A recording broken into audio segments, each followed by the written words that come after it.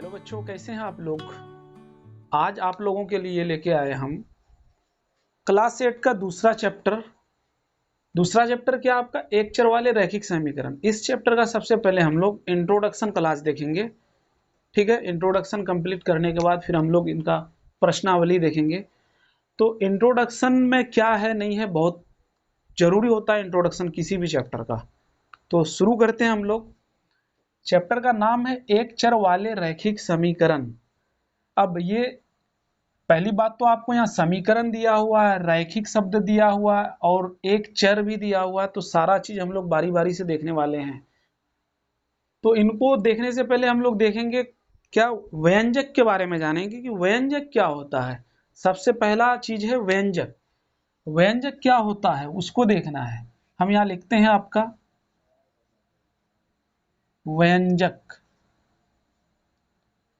तो व्यंजक हम किसको बोलेंगे वो आप ध्यान से देखिए, सारा कुछ समझ में आएगा आपको। मान लीजिए आपके पास कोई संख्या है।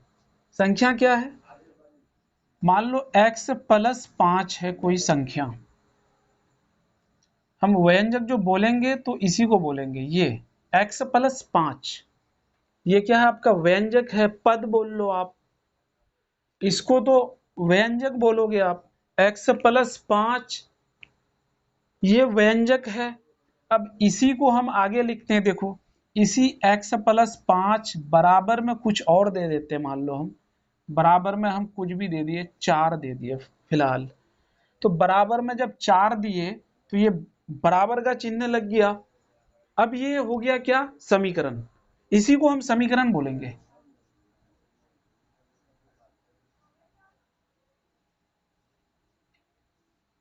अब गौर से देखिए, सारा चीज समझ में आएगा आपको। ये व्यंजक था, x + 5 व्यंजक था। जैसे ही बराबर का चिन्ह लग गया, बराबर के बाद कुछ और लिखा गया तो ये समीकरण में बदल गया। ठीक है, ये आपका समीकरण में बदल गया। और ये जो है इसको हम समता का चिन्ह बोल सकते हैं। कौन सा चिन्ह बोलेंगे इसको, समता का चिन्ह बोल सकते हैं। तो हम देखते हैं चर के बारे में। चर किसको बोलते हैं, चर ये है आपका, देखो ये x जो है ये आपका चर है। कहने का मतलब ये है कि जितना भी आपका a से z तक कोई भी लेटर का जब इस्तेमाल होगा वो आपका चर कहलाएगा। ठीक है, जैसे a हो गया, b हुआ, c हुआ, d हो गया, x हुआ, y हुआ, z हुआ, वो आपका चर पद है। ठीक है, और इसको हम बोलेंगे, ये 5 जो है 5 को बोलेंगे हम अचर पद। यानी अगर हम एक उदाहरण लेके देखें तो एक उदाहरण से हम समझेंगे। मान लो आपके पास कोई उदाहरण है, चलो 4x + 3 बराबर में 5। तो इससे हम साबित करेंगे कि कौन मेरा चर है, कौन मेरा अचर पद है। इनके साथ जो ये x लगा हुआ है ये आपका चर पद है।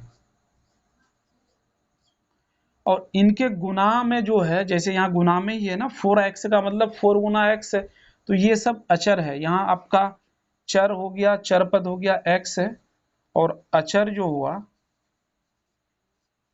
4, और ये 3 भी हो गया अचर, और 5 भी हो गया आपका अचर।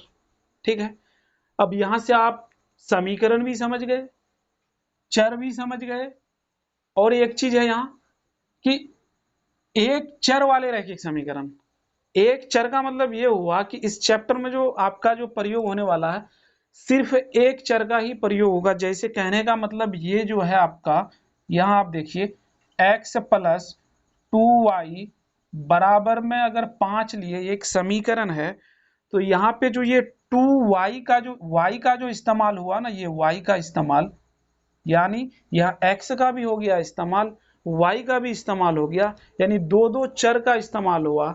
इसका मतलब ये नहीं होगा, इसका क्या है कि एक चर वाले रैखिक समीकरण है तो सिर्फ यानी तो x होगा और नहीं तो y होगा। दोनों चर एक साथ में नहीं हो सकता, यानी दो अल्फाबेट नहीं हो सकता है। हाँ, तो यहाँ जैसे आप देख सकते हैं ये जो है y है x भी है, साथ में दोनों आ गया तो दोनों नहीं हो सकता, आप साथ में दो नहीं ले सकते हैं। एक चर का मतलब हुआ चाहे तो x होगा तो x, y होगा तो y, a हुआ तो a ही होगा, b होगा तो आपका b ही होगा, एक साथ में a b नहीं हो सकता है। तो एक चर का मतलब तो ये हुआ। अब आपका क्या है, एक चर वाले रैखिक, सबसे इंपॉर्टेंट चीज है रैखिक क्या होता है, तो रैखिक भी हम समझाते हैं आपको। रैखिक भी आप समझिए, रैखिक आपको समझना है। सपोज डेट कोई एग्जाम्पल हम ले लेते हैं, x square plus 3x plus 2 बराबर में 4, ये है आपका।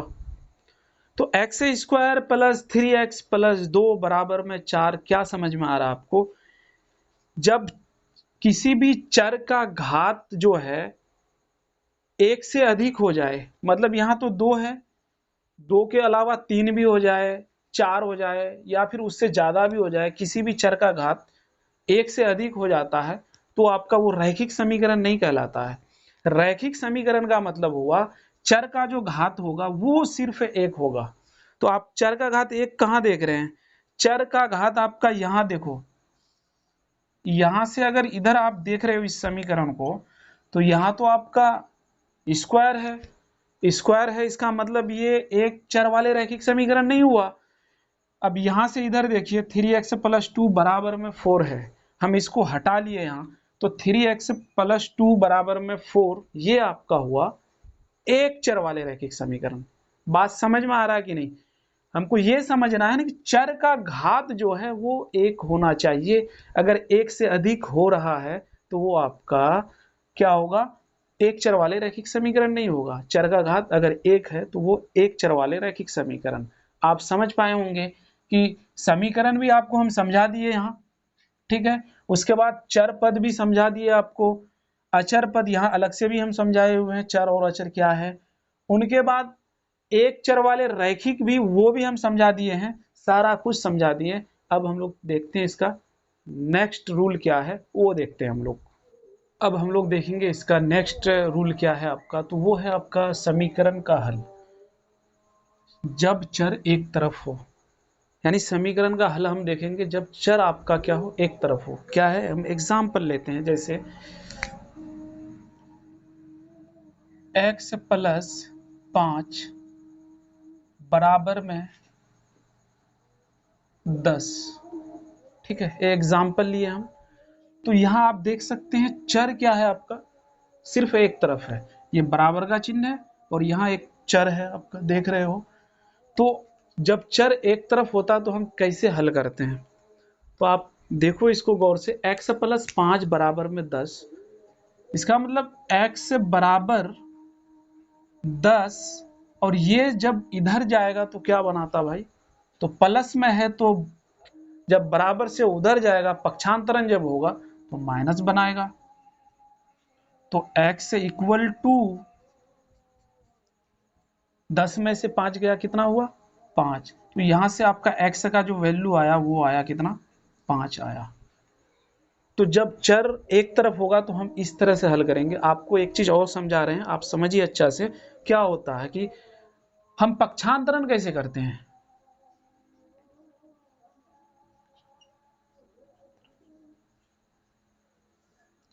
पक्षांतरण का मतलब ये हुआ कि मान लो आपके पास बराबर से इधर माइनस है, तो बराबर से जब उधर जाएगा तो क्या बनाता है, वो बनाता आपका प्लस।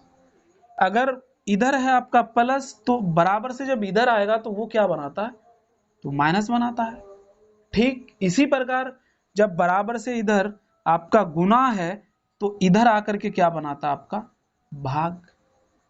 अगर बराबर से इधर भाग है तो इधर आके क्या बनाएगा, गुना। अगर ये वाला कॉन्सेप्ट आपको आ रहा है तो आपको समीकरण हल करने में कोई दिक्कत नहीं होने वाली है, और ये आप अच्छा से समझो इसको, ठीक है।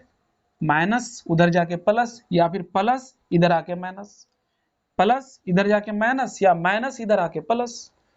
गुना इधर जाके भाग बनाएगा, भाग इधर आके गुना बना लेगा, भाग इधर जाके गुना बनाएगा, गुना इधर आके भाग बनाएगा। तो ये आपको आना चाहिए। अब हम लोग देखते हैं नेक्स्ट रूल क्या कहता है, वो देखते हैं हम लोग। तो आपका ये है तीसरा रूल। क्या है तीसरा रूल? समीकरण का हल जब चर दोनों तरफ हो। इससे पहले हम लोग क्या देखे? जब चर क्या हो? एक तरफ हो।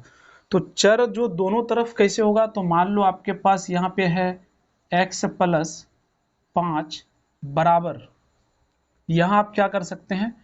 तो यहाँ हम ले लेते हैं मान लो 4x, ठीक है, और यहाँ ले लेते हैं हम 2x, और यहाँ जोड़ में ले लो आप 10।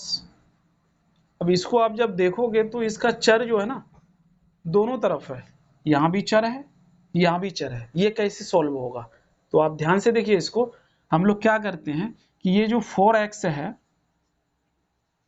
और ये 2x को हम इधर लेके आ जाएंगे, बराबर से इधर जब लाएंगे तो ये प्लस में ऑलरेडी है।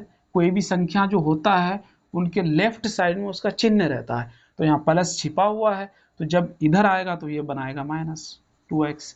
बराबर का चिन्ह यहाँ है, ये आपका क्या है? 10 है। अब 10 तो ये वाला 5 जाएगा उधर, क्योंकि ये 10 ये 5 x वाला एक तरफ आ गया, बाकी जो आपका अचर पद है वो एक तरफ जाएगा। ये जो है 10 आपका, और ये 5 जब इधर जाएगा तो 5 है प्लस में, तो ये माइनस बनाएगा ना, ठीक है। अब यहाँ आप देख लो क्या है आपका कि 4x माइनस 2x घट जाएगा, घट के आएगा 2x बराबर 10 में से 5 घटा लो आप, 5 होगा। x बराबर यहाँ से जो आएगा क्या आएगा? हम अभी अभी आपको बताए हैं क्या कि जब गुना में हो तो उधर जाके भाग बनाता है, तो 2 का गुना में है x है, तो x को हम इधर छोड़ देते हैं, 2 को उधर लेके जाते हैं, तो 5/2 आ जाएगा। अगर इसको काटेंगे तो पॉइंट में आंसर आएगा, या पूर्णांक में भी ला सकते हो, हम फिलहाल यही छोड़ देते हैं। तो x का जो मान आया यहाँ से क्या आया आपका? 5/2। ये आपका था जब चर दोनों तरफ हो, इनके लिए था। अब हम लोग देखते हैं लास्ट वज्र गुणन विधि, वो क्या होता है उसको भी देखना बहुत जरूरी है। वज्र गुणन का हम एक एग्जाम्पल लेके हम समझा रहे हैं आपको। मान लो आपके पास क्या है, x प्लस 5 बटे में 2x प्लस 3 बराबर 5/2, ठीक है। अब हम इसको वज्र गुणन विधि से इसको हल करके दिखाएंगे आपको क्या होता है। वज्र गुणन में करना क्या, आपको देखो क्रॉस गुना कर लेना। ये 5 का गुना इधर कर लेंगे, इनका गुना इधर कर लेंगे। समझो आप अच्छा से क्या किए हम, 5 का गुना इनसे कर लेंगे, 2 का गुना इनसे कर लेंगे। तो आप उतारो सबसे पहले इनको उतारो पहले या फिर इनको उतारो, मर्जी आपका है। तो हम पहले इनको उतार लेते हैं। 5 का गुना करते हैं किससे भाई? तो 2x प्लस 3 से। यही करना था, बताया ना आपको, गुना करना इससे, बराबर का चिन्ह दे देंगे, इनका गुना करना इससे, 2 को यहाँ रख लेते हैं और x प्लस 5 यहाँ आ गया आपका। आगे क्या है, गुना कर दो आप, 5 का गुना 2 से, तो 5 दूनी 10x प्लस 5 तिया 5 दूनी 10x, 5 का गुना 3 से कर लो तो 5 तिया 15 बराबर सेम काम इधर भी करना आपको, 2 का गुना x से कर लो तो 2x हो जाएगा आपके पास, और 2 का गुना आप 5 से कर लो तो 10 हो गया आपका यहाँ से। अब यहाँ आप देखिए हम क्या करेंगे, यहाँ क्या आया, जब चर दोनों तरफ आ गया, ठीक है ना, आप कर चुके हो इससे पहले। तो 10x को इधर लिखते हैं, चर वाले को एक साथ कर लेंगे, ये जो 2x है हम इधर लेके आ जाते हैं। तो 2x जब इधर आएगा तो 2x यहाँ है आपका क्या प्लस में, जब इधर आएगा माइनस बनाएगा, तो -2x बराबर यहाँ आपका 10 है, ठीक है। अब ये 10 है और ये 15 जब उधर जाएगा तो ये माइनस बनाएगा उधर जाके,